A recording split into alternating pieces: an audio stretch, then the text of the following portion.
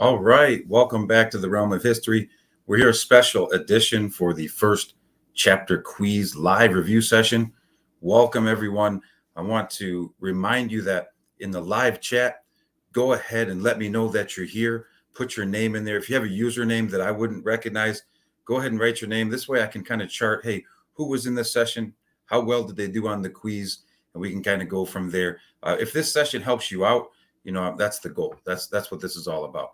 I'm going to pull up our live agenda for tonight. This is the agenda that I'm going to follow as we go through the review. Number one, I'm going to have some key advice for you right off the bat, talk about some of the things that I would be thinking about tonight.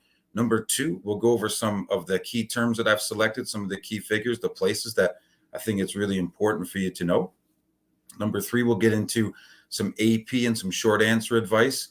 And then we'll go into question and answer session where you can type any questions that you need answered into the chat, and I'll do my best to answer those in a timely fashion. And then we'll close off with a little bit of final advice. Let's get right into it. Let's go into the key advice for tonight. Number one, my biggest suggestion in utilizing this review is to write some of the things down that I talk about. Obviously, you had the review sheet assignment. So what I'm looking for is to see if you have mastered the material. And so as I go through the terms, it should be a quick reminder of, hey, what's most important to know for tomorrow's quiz? I also think that the biggest benefit for you is to utilize all the work that you put in this week. Read through your outlines, read them carefully, read through your notes several times through, making sure that you're matching anything up in those notes that also shows up on the review sheet. If you can do that, you're going to be in really good shape. If you haven't done the AMSCO reading, okay, that's the small blue book. Want to make sure that you have that written down. That's pages XXIX to XXXIX, kind of funny pages, but basically it's the introduction. Number two, probably one of the most important things that I'm going to tell you tonight is to pray for the right things. Listen, we go to St. Mary's Prep. We believe in the good Lord. And I want to tell you that rather than praying for success on this quiz tomorrow, you have so many more important things to think about. Number one, I think you should be praying for the health and safety of yourself and your family members. I think you should, instead of praying for a good score on the quiz, I think it'd be more beneficial to ask the good Lord for guidance to use your talents to the fullest. I think all you can ever do in life is do the best that you possibly can.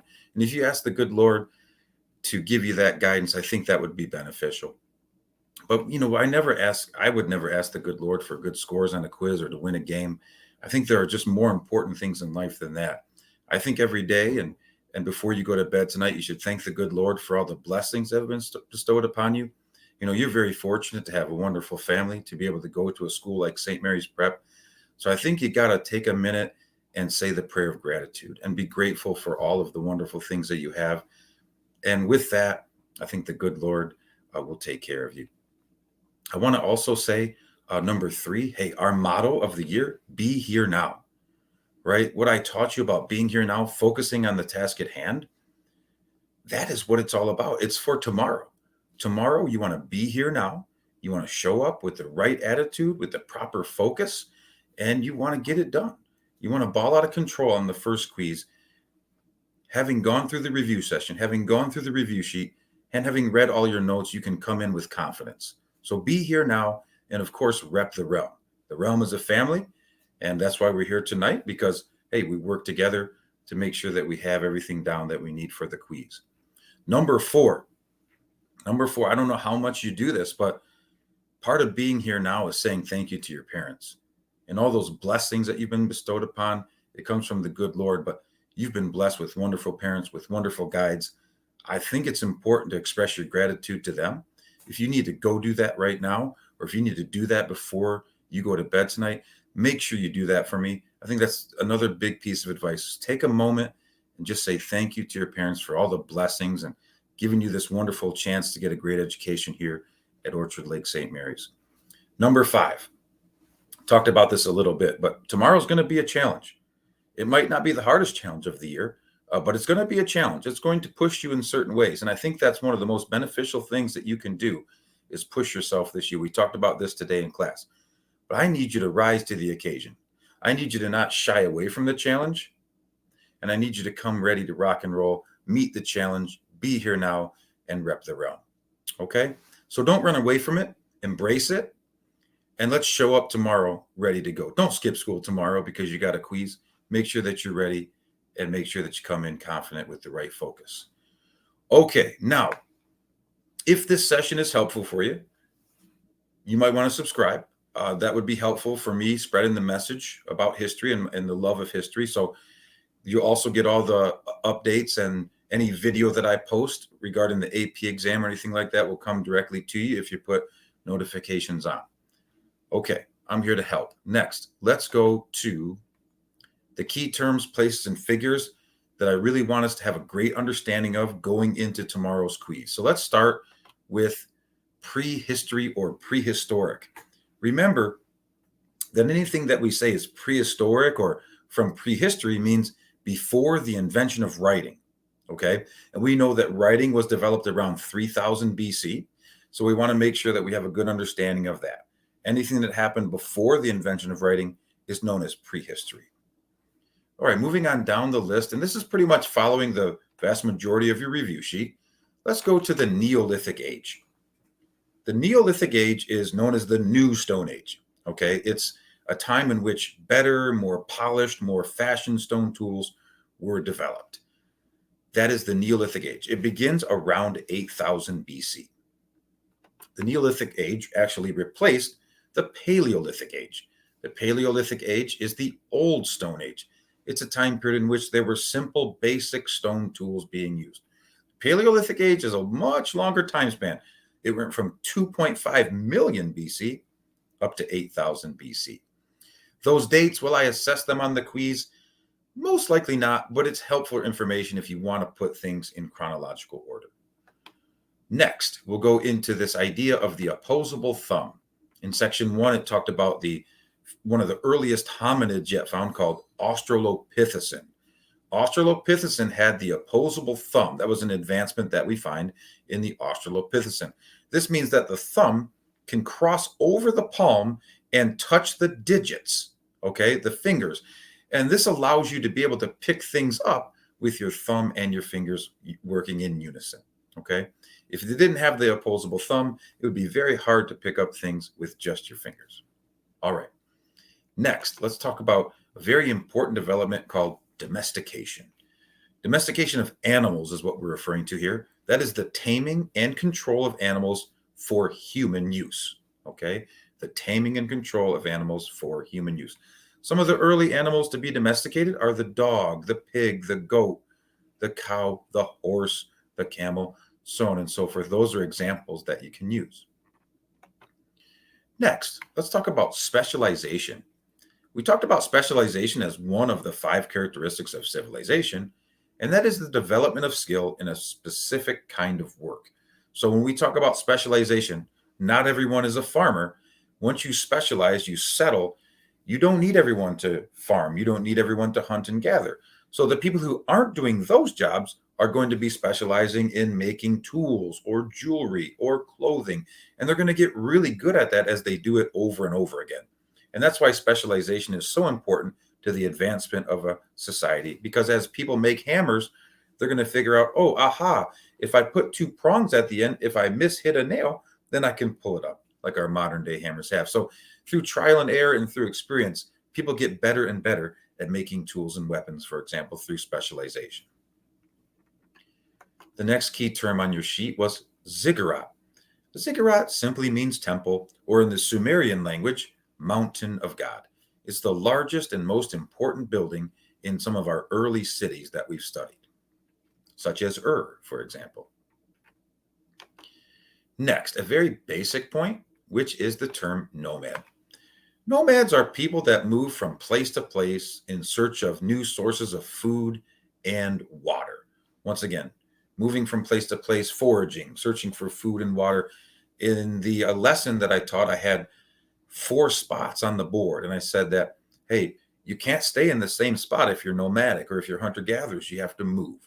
And so they moved from place to place throughout the year, eventually coming back to spot 1 once the nuts, the berries, the fruits, the wild grasses have regrown, and once the Population of wild game has replenished. They will come back to that spot.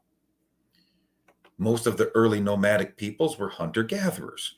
Hunter-gatherers are nomads that, of course, hunt animals for meat and gather edible plants. Pretty much what it says in the term. Okay, a very big picture development next, the Neolithic Revolution. Okay, the Neolithic Revolution. And I think I checked with YouTube. What's going to happen is if this is going by fast, as soon as I close this live session, it should post to my account. So you should be able to rewatch it if you want to see this again, or if you missed something, you can definitely rewatch. But I would suggest staying on for the live session, question and answer session. That I think is going to be really beneficial in the comments. Right now, I can't see the comments because I'm using my platform to pull the things up on the screen. But as soon as I get through the key terms, I'll go to the comments and check in there about any questions that you may have. Okay, the Neolithic Revolution is a major development in which we had the development or invention of farming. This began around 8000 BC, and it led to many changes in human life. Because we had farming, people settled in one place. We call that sedentary lifestyle. So there's sedentary, which means settled in permanent homes or in a village. And then there's non-sedentary, which means people are constantly moving, like nomads or hunter-gatherers. So once we have farming, people no longer needed to move about because they could put their crop field right near the village. And so this led to the building of cities, advanced technology, so many things that we talked about in class. Next is one of the earliest forms of farming. It's called slash and burn farming. Slash and burn farming is where you cut down trees and wild grasses, and then you burn those wild grasses and trees on the same spot to clear out a field. What we learn from this, not right away, but through trial and error, is that if you cut down trees and grasses and then you burn it, some of the ash that sits on top of the soil actually has good nutrient value. And so that's one of the things that's going to be really helpful and beneficial in getting that soil ready to grow crops in the future. Next, we'll talk about a major invention of the Sumerians, which changed warfare and changed the durability of tools, and that's called bronze. Bronze is a mixture of copper and tin. The Sumerians figured out that if you melt those two elements down, when they gel together and they harden over time, they form a stronger metal called bronze. And this got us into what's called the next term, Bronze Age. The Bronze Age, of course, is the time period from 3000 to 1000 BC. And this is when bronze tools, okay, that stronger hardened metal, replace some of our stone tools. So we go Paleolithic Age, basic stone tools up to about 8000 BC. At 8000 BC, we have the Neolithic Age. This is when tools got better and farming was developed. And that takes us to 3000 BC, which is when we get bronze. And that lasts until about 1000 BC, which bronze will then be replaced by iron. But we're not there yet. That's more chapter 2 and 3 and 4. So right now we're focused only on the Bronze Age. One of the big key terms from the section of homework that you did was hominid. The word hominid is a human-like creature that walks upright. The book then went into a series of different types of hominids. It talked about Australopithecine, Homo habilis, which is man of skill, Homo erectus, which is upright man, Neanderthal, Cro-Magnon, which is very much similar to modern man. What you'll really need to know about these is not that much, honestly. You're not going to really need to know like every in and out of these different species. But the information that you will need to know is found in the textbook, World History Patterns of Interaction. There's a chart on pages 8 and 9 that kind of outlines the most important things to know about this group. Next was another major invention called cuneiform. We had a question about it today in the live review, which, by the way, just announcing this, was won by 8th Hour. The 8th Hour boys class scored 6 out of 7, and so they will be receiving the extra credit point on tomorrow's quiz. Congratulations, 8th Hour boys class. Cuneiform, though, is the first system of writing in our world's history, It was invented by the Sumerians. It's very much a wedge-shaped writing. It was written with a stylus on wet clay tablets, and then those clay tablets would harden, and you'd have a form of written record. All right, next, let's take a look at the key term barter. We know that during the time period in which we're learning about right now, the Bronze Age, money had not yet been invented. So there was no true form of currency. So to exchange goods and services without money is to barter. And we did a little example in class where we bartered. Maybe some people were selling chickens and other people were selling bags of grain. And we needed to see, well, how could we strike a deal? That'd be bartering. It's the exchange of goods without using currency or money. So it's a form of trade. Trade is more big picture.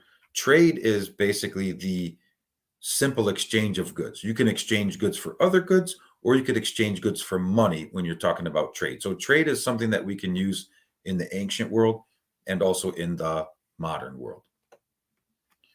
Okay, next, we are going to take a look at the term artifact. An artifact is a human-made object, such as tools or jewelry, right? It's anything that's made by humans. Today, we had a true and false question that said, hey, an object made by humans and nature would be an artifact. That would be false, right?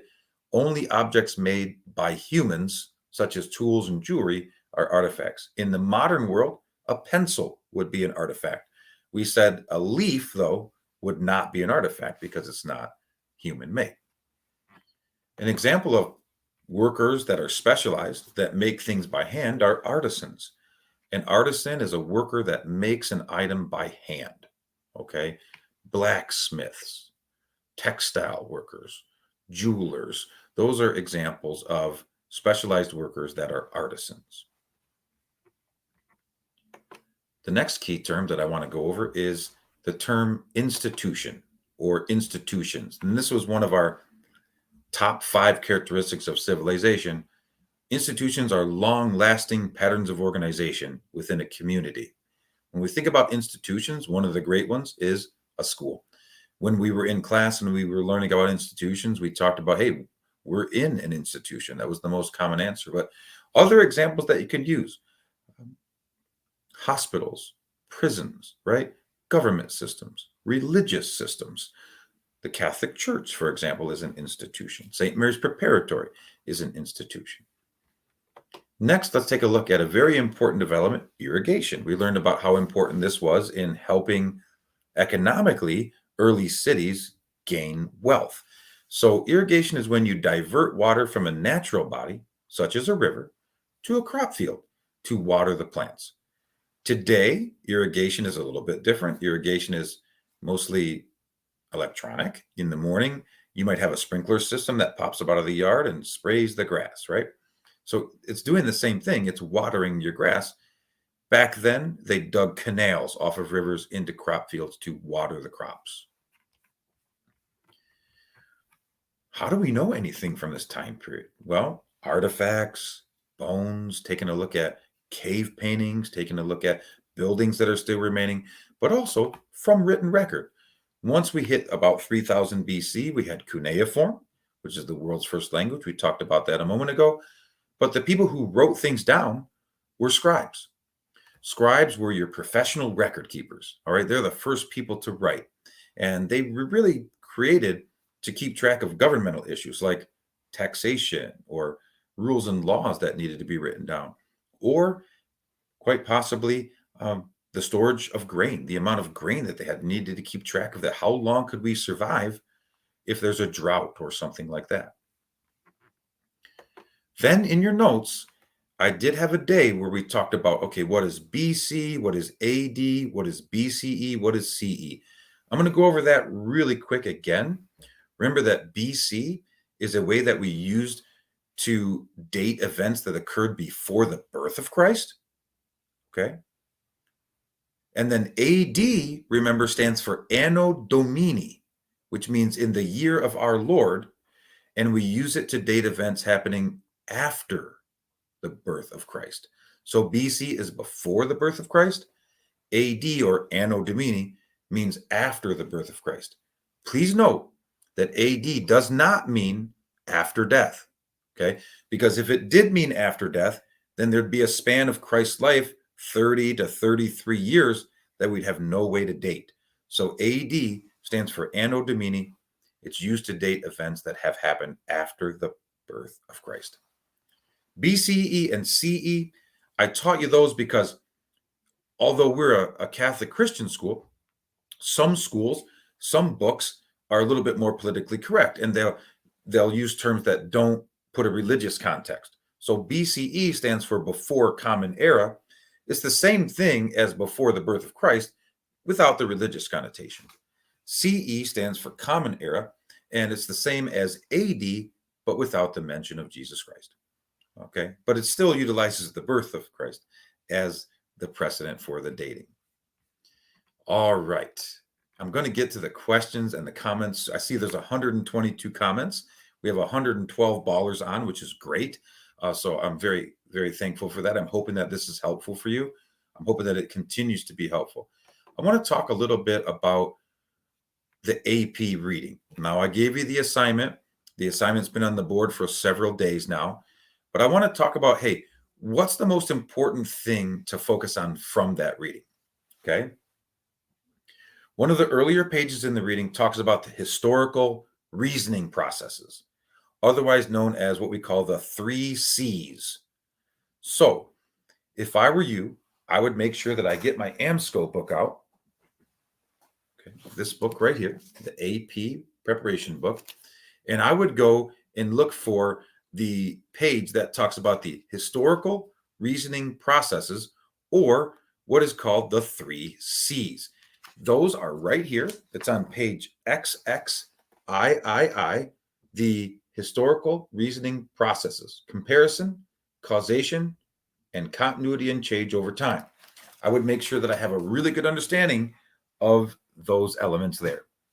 The second thing that I would do if I were you as a student in the AP reading is I would focus on what types of questions I am going to have to answer on the AP exam at the end of the year.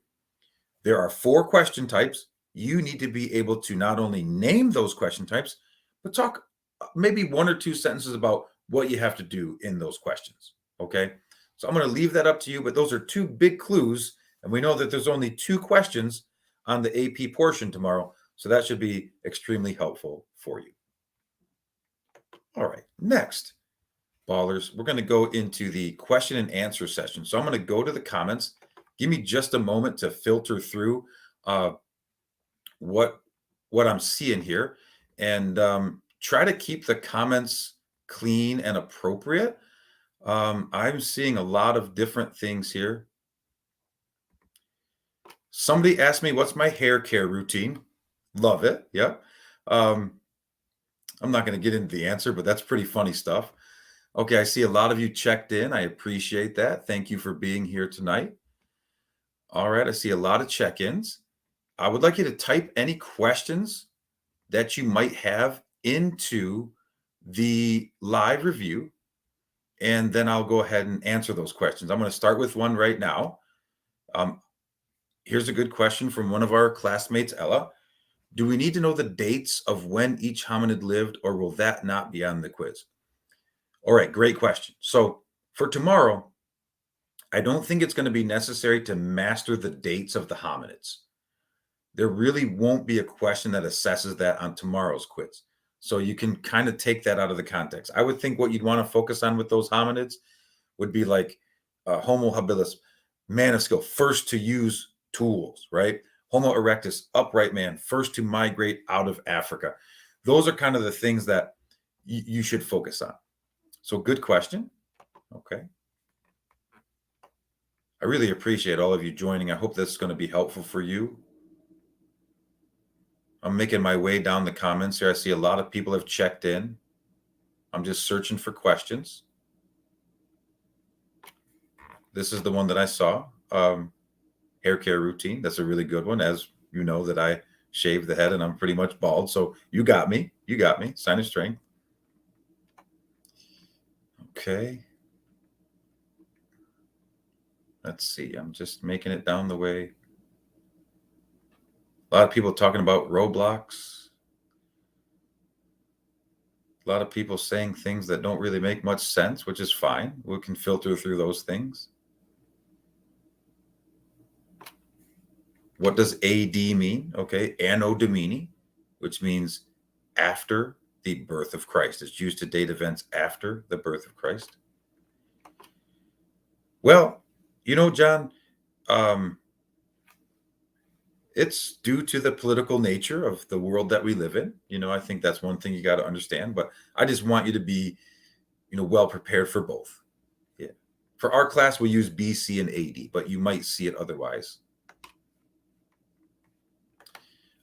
Here's Master Ozog. He's the person who made the body pillow. He's one of my biggest fans. He's one of my former students, a great young man. My summer was great. Very busy, Dan. Hopefully you're doing well. We certainly miss you here at St. Mary's, Master Ozog. All right. Making our way down the list. I'm looking for some questions. All right. Master Evan says, I'm confused about the social classes at the end of the review sheet. Okay, so it says in the key concepts, it says the social classes of which are on page 22. So I'm going to reference that. I'm going to go to page 22 right here live. And we'll talk about, hey, how can we patch that up? What are the social classes of the city of So if everyone wants to join me, we can go to page 22, and it talks about, it says here, people in lived in well-defined social classes. It says rulers and priests were at the top, so they're like your upper class. Then it says wealthy merchants were next, so they're like your middle class.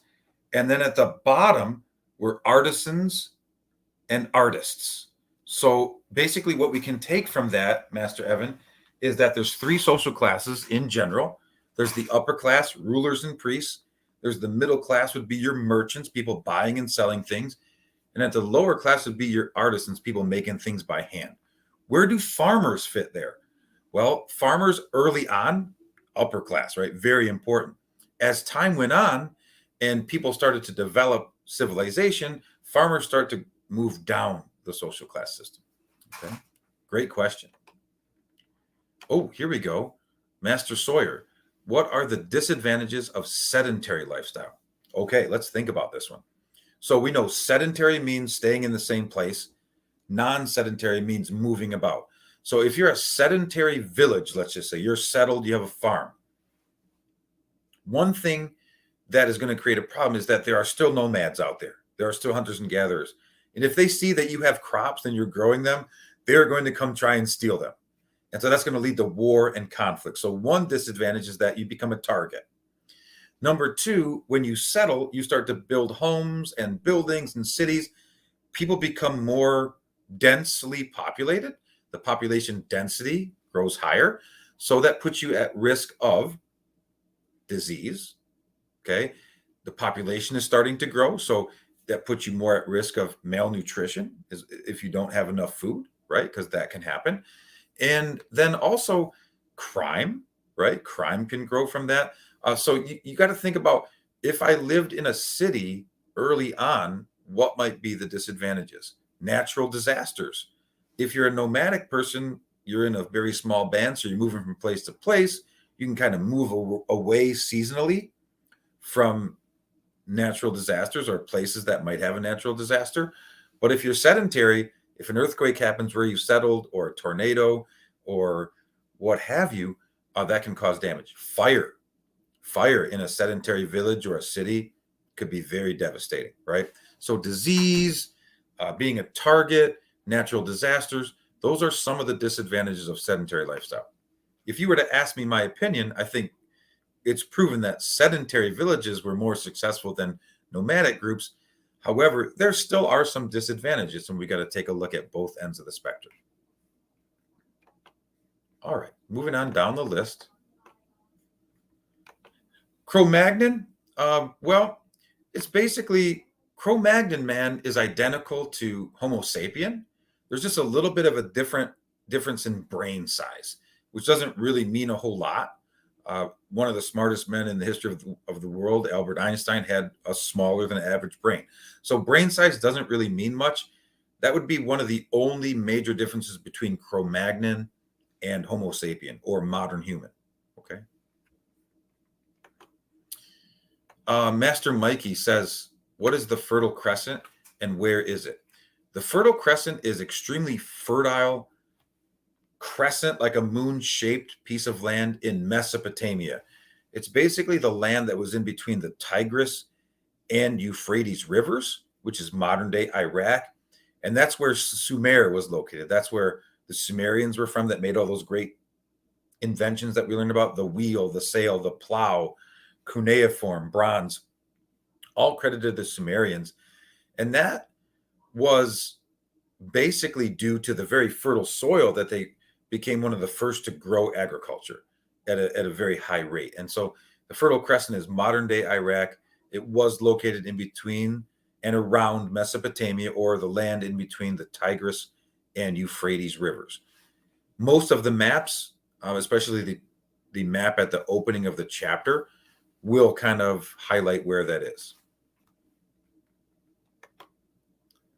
We got Chloe checking in. Chloe, thank you. She's a junior. She's a very good student. Nice to see you. All right. We have another question on what was the Fertile Crescent. So I just went over that one. So you should be good there. We're asking for a repeat on the AP section. Okay, I said a couple of things. I said, number one, make sure you know the historical reasoning processes, which are the 3 C's. They are found in the early part of the reading. And then I also mentioned that you should focus on, in that reading, what are the 4 question types on the AP exam that will happen at the end of the year. So what I'm trying to get you to do right now is get you thinking about, okay, what am I going to need to be prepared for at the end of the year when I have to take the AP exam, which is one of the hardest exams. So I want to start right away and get you acclimated as to what you're going to be up against on that. So I'm going to have you write out what are the historical reasoning processes that you need to know, and what are the 4 types of questions that you're really going to have to know on the quiz tomorrow. Another question about the hair care routine. This seems to be a popular one. Thank you. I really appreciate it. Yeah, something like that. All right, let's keep moving it down. Master Freeman says, what are the main things that come from the Neolithic Revolution? Well, number 1, agriculture. Okay. Number 2, people start to settle. Once they settle, they then start to advance technology. They start to make cities. All the 5 characteristics of civilization come into play.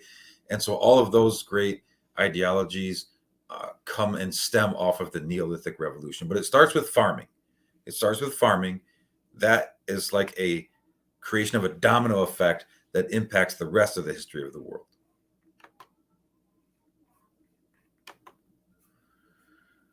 Will we need to know examples of the 5 characteristics of civilization? Yes. Okay, so what you're going to have to do tomorrow on the 5 characteristics, which are, once again, let me go over this right now: advanced cities, specialized workers, complex institutions, record keeping, and advanced technology. For each of those, you're going to have to provide an explanation or a definition of what they mean, which is in your notes from section number 3. There's also a chart in your book, page 21, that highlights this very well for you. We went over this in class. But then you're going to have to put examples. So for example, if I were to give a full workup of advanced cities, I would say this. I would say one of the characteristics of civilization is advanced cities. Advanced cities are not only large cities that have big populations, but they are, more importantly, centers of trade. That's what makes them an advanced city. They are centers of trade. Then I would say an example of an advanced city from the ancient times was the city of Ur, U-R, which was located in Sumer. In modern times, Detroit City is an example of a modern city because it has a high propensity for trade in the auto industry and so on and so forth. So that's kind of what I'm looking for tomorrow. That's the layer of knowledge that I want you to be able to express as a student in AP World History. Great question, Dylan.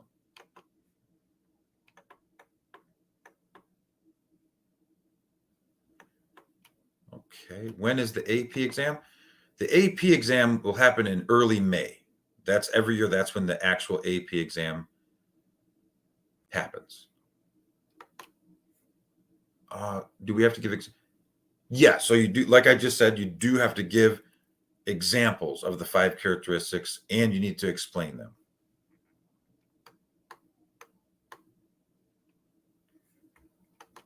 All right, we got questions on the social classes of Ur. I talked about that earlier. Evan had that question, but I'll do it again. The upper class would be rulers and priests, and this can be found on page 22 of the text. The middle class would be merchants, and the lower class, for example, would be artisans. Now, that does not exacerbate all of the different groups that lived in Sumer. Those are just examples of groups that would be in those 3 social classes. Sydney, that should answer your question as well. Joey, yes, you got to explain and provide examples of the 5 characteristics of civilization. All right, Master Antonio, what is the biggest thing we should focus on for the quiz? If you had to ask me, it would go in the order of this. Number 1, reading your outlines. Number 2, mastering the review sheet. So first I read through my outlines, then I look at my review sheet and I study off my review sheet. I have my review sheet complete. I quiz myself off of my review sheet. But I think reading the outlines is going to give you the answers to the review sheet, right? That's the key. I would read my outlines tonight before I go to bed, after I thank my parents, after I say my prayers, or maybe before I say my prayers. Either way, make sure you're saying your prayers, but pray the prayer of gratitude. Remember, like we talked, make sure you thank the good Lord for all of the great blessings that have been bestowed upon you. Then I think it's really important to make sure that anything that's on your review sheet, okay, you highlight in your notes, circle in your notes, and read like the lines above and below, because sometimes you need to get the context instead of just the straight definition. My questions tomorrow are not going to be like, what is the definition of ziggurat? It's going to have you apply your knowledge. So you're going to have to think about what is the definition of a ziggurat, but you need to apply it and think critically about how you can expand what you know. So don't expect things to be like word for word, okay? You're going to have to think a little bit. It's going to be a challenge. Remember, my goal is to challenge you, not make it easy for you.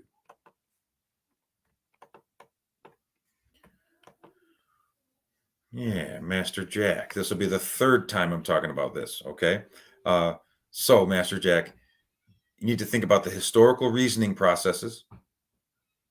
And then number 2, you need to understand the 4 different types of questions that are going to be on the AP exam at the end of the year. Those are the things that you really need to focus on.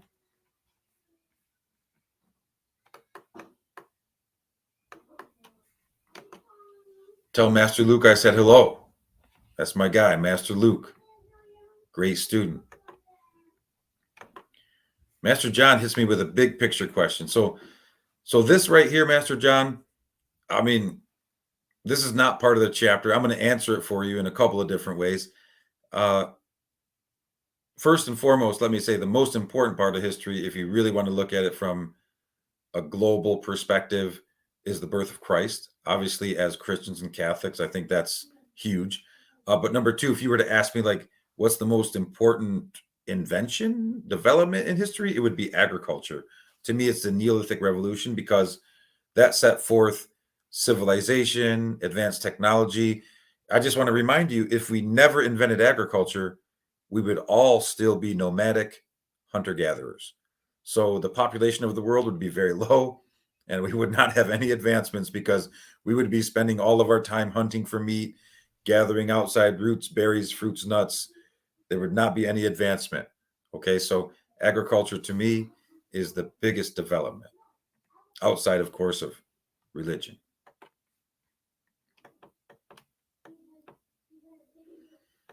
All right. A lot of subsidiary comments that don't really matter. Well, Aubrey, sedentary lifestyle is the same thing as settled lifestyle. So I may not have used the word sedentary, but when I talked about settlements and villages, people staying in one place, that's what sedentary means. Sedentary is just another word referring to that. Dates, I mean, big picture, like maybe knowing like when bronze was developed, when cuneiform was developed, when prehistory ended and became modern times, right? So that would really be, there won't be any really specific dates on the quiz. Like I promised you guys and gals at the start of the year, it's more about big picture things to me, the whys of history, the connections, the chronological order of history, um, the cause and effect relationships. That's what we're really looking for on tomorrow's quiz. Biggest thing about Mary Leakey is the footprints that she found. The footprints that led to the discovery of different hominids.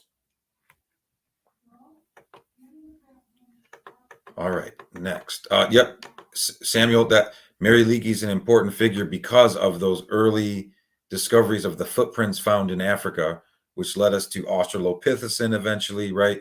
And then being able to study those bones, which eventually lets us understand like this kind of evolutionary process. Kyle, what did Neanderthal do? Well, Neanderthal is a species of hominid, very similar to modern human. They're just a little bit different. They're a little bit shorter on average. They're a lot larger bones, like thicker bones. So it tells us they probably had a little bit thicker mass, maybe a little bit more muscular. They were good hunters, but they didn't communicate very well. The Neanderthal, they were bright. They're a lot brighter than what you might think. Like a lot of people think, oh, Neanderthal, caveman. That's not necessarily a good depiction of true history. Neanderthal actually are the first to have funerals. They put flowers on grave sites, which represents that they understood the afterlife. They believed in the afterlife, so they had religion. So Neanderthal did a lot. They hunted. They were out hunted by the Cro-Magnon because the Cro-Magnon, we believe, had better spoken language. And so they were able to communicate better, and that led them to out hunt. And that means outlive the Neanderthal because they were living kind of around the same time. But Cro-Magnon continued and Neanderthal went extinct.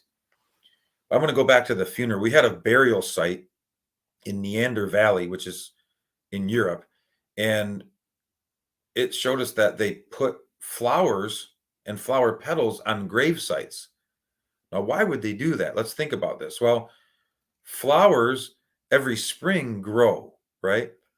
So we believe that Neanderthals were putting flowers on grave sites to represent the afterlife and a rebirth in the afterlife. So they had religion which believed in some form of afterlife. So we can take that just from studying the flowers that we've located that have been covered with soil for many years on top of burial sites. So that's just a little bit of food for thought on the Neanderthal.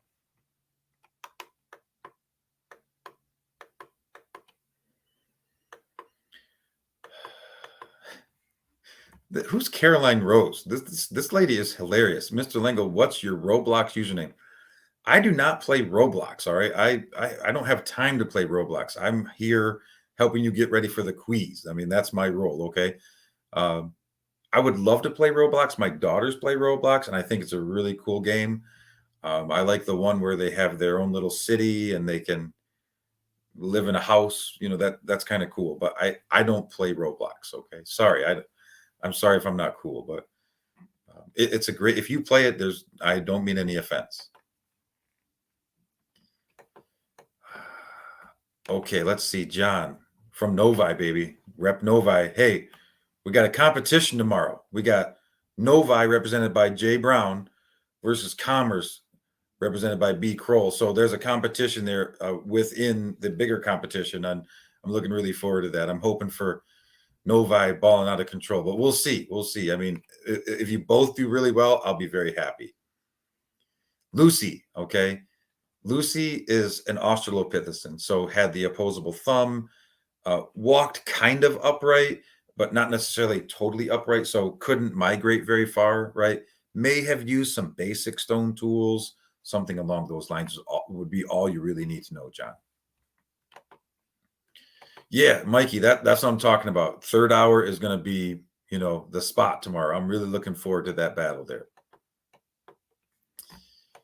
Lorenzo says institutions. Yeah, they are long-lasting patterns of organization within a community. So there are things that happen over the course of time that are very similar. Like a school has organized is an organized institution. At St. Mary's, we've been teaching for 100 years, so on and so forth. Most important things to know about Samuel, is that it's one of the earliest cities. It was in Sumer. It had the 5 characteristics of civilization. Okay, so those would be the most important things.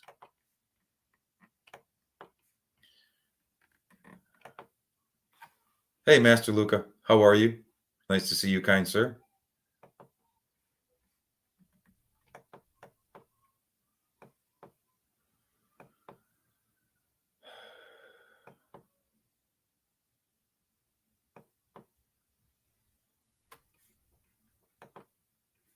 Angelina wants to know where are the 4 different questions. Well, it's toward the end of that reading.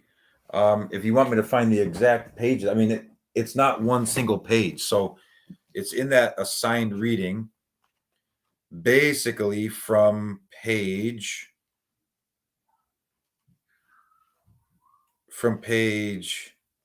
XXVIII, starting right here, where it says multiple choice questions, section 1, part A, multiple choice questions. And it spans all the way to basically XXXIX, right here with the rubric on an LEQ question, right there. And that would be where it ends. So, I mean, that's pretty bulky chunk of reading, but that's what you really need to know. Mary Leakey, I already talked about the footprints found, section 1, right? The footprints found leading to Australopithecine.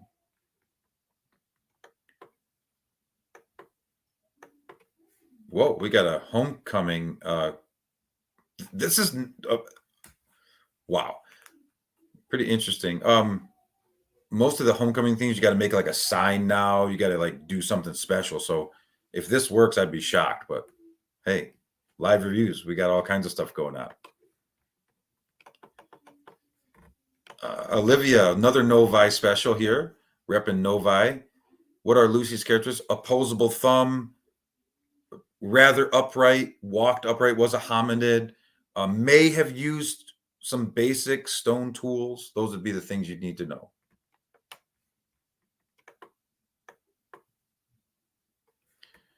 An example of a complex institution would be a school, a prison, government systems, religion, right? Those would be some examples that you could use.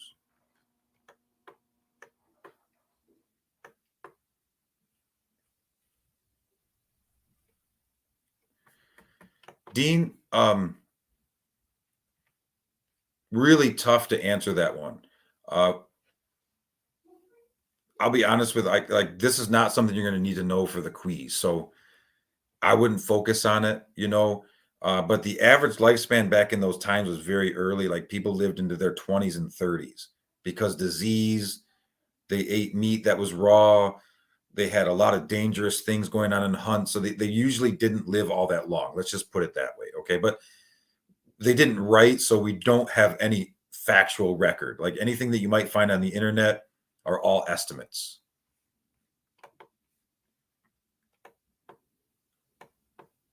All right. Let's see.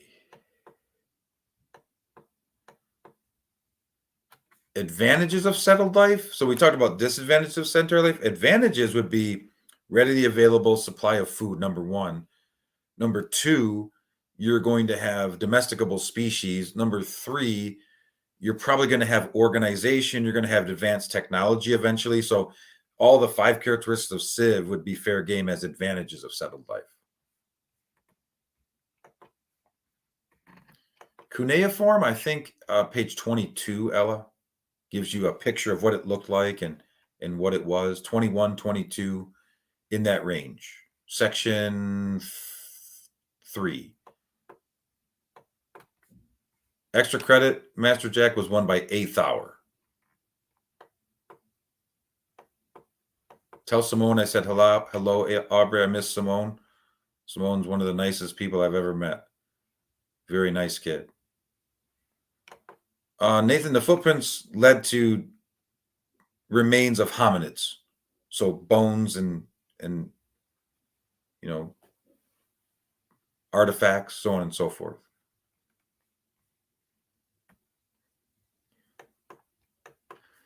What's my mile time? Caroline, I don't run the mile. I'm a sprinter. So the longest event that I ever ran was the 400 meter. And I would like to get back into distance running, but I don't run the mile. Ashton, I already answered the Fertile Crescent. It's a region in modern day Iraq located in between the Tigris and Euphrates rivers. All right. At this time, I think I'm pretty much done for the night. I want to give my final advice is to read your outlines. Make sure that you finish your review sheet and quiz yourself off of the review sheet. And then I just want to remind you to say thank you to your parents, pray for the right thing, say the prayer of gratitude, thanking the good Lord for all of the great blessings. Remember that tomorrow's quiz is just one quiz in the book. It's not going to make or break you. Of course, I want you to be prepared and do your best, but all that I can ask you to do is give your best effort. And all you can really control is your attitude toward the test and your effort. So let's not shy away from it. Let's give us our best chance. I really appreciate all of you joining tonight. I hope it was beneficial for you. If it was, go ahead and subscribe so that you get the later